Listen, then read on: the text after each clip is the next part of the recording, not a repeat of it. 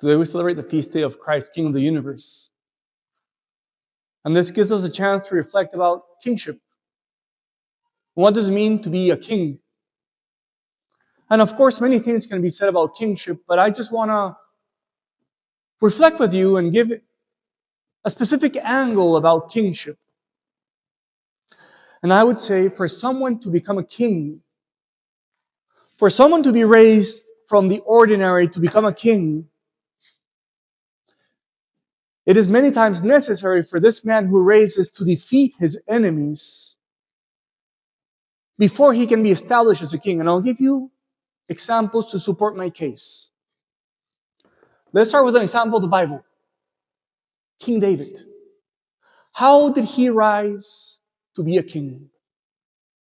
Because he first defeated the enemy of the Israelites, Goliath from the Philistines. He got rid of Goliath.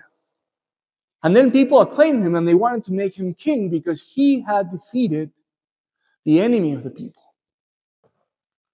Let's take an example from literature. A novel that maybe many of us have read or show interest in. The Lord of the Rings, Aragorn.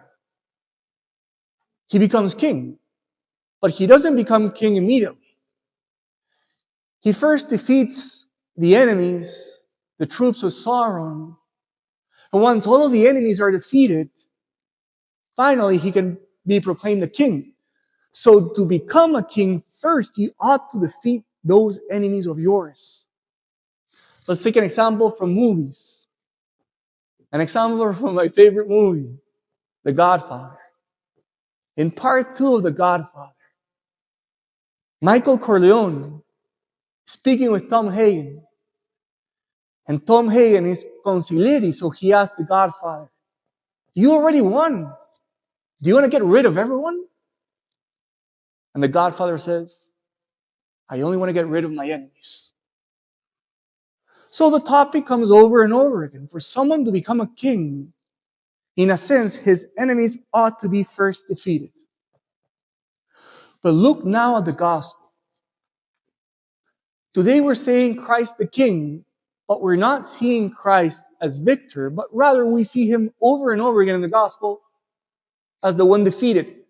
3 times in the gospel, his enemies make fun of him. First, the rulers, the important people of Israel. Later, the Roman soldiers. And later, even you know who makes fun of him? The man who's dying next to him in the cross. Everybody making fun of him. Everybody saying, you should save yourself. So it's strange because we're saying, in order to be a king, you need to defeat your enemies. But then we look at the gospel and the only thing that we see is that everybody is defeating Jesus and Jesus is being humbled by everyone. But there's a detail in the gospel.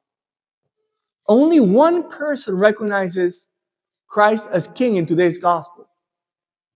The good robber. He says, remember me when you come into your kingdom. So there's one among the crowd that recognizes Christ as the king. So, is it true then that you have to defeat your enemies to become a king? Because in the gospel we see the opposite thing. And I say yes. Because if you look at the gospel carefully today, Jesus does defeat every single one of his enemies. Are his enemies the rulers of Israel? Are his enemies the soldiers? Are his enemies the people crucified next to him? No. Who was Jesus' real enemy? Satan, death, and sin. In this scene, who wins? Who defeats the enemy? And we can see that Jesus Christ in this scene defeats Satan, death, and sin in the cross. What about the rulers? What about the soldiers? What about the other man crucified that were making fun of him? They are only puppets of his real enemy. And puppets can make noise. But the real enemies are today defeated. And that is why the Catholic Church is audacious enough to propose us the text of the crucifixion for the text of Christ the King. Because we can see that He is truly King because He defeats all of the enemies that humanity had. Satan, death, and sin. And that's why today we can proclaim, you are true King. Because you truly made part with all of your enemies.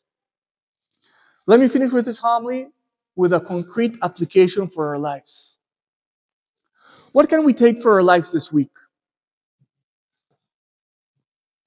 Many times we forget who is a real enemy. Sometimes we mistake puppets for a real enemy. And I'll give you an example. Sometimes spouses can have difficulties among them. Sometimes spouses can have complaints of each other and their imperfections and their sins and their shortcomings. And sometimes even in moments of real stress, they can see the other person as the enemy. And you want to defeat the other person in arguments.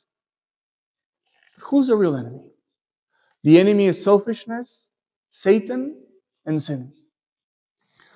So today, I want to remind you, never forget who is your real enemy. If you have difficulties with other people, if you have difficulties at your job, if you have difficulties in your family, sometimes we mistake who is the real enemy. And we think that the problem is the people that we're dealing with. But St. Paul says, the battle that we are engaged in is not a battle of flesh and bones. It's a battle against us. It's a spiritual battle. And the only way that we can be victors in our spiritual battle this week is if we fight with Christ, the true King and victor.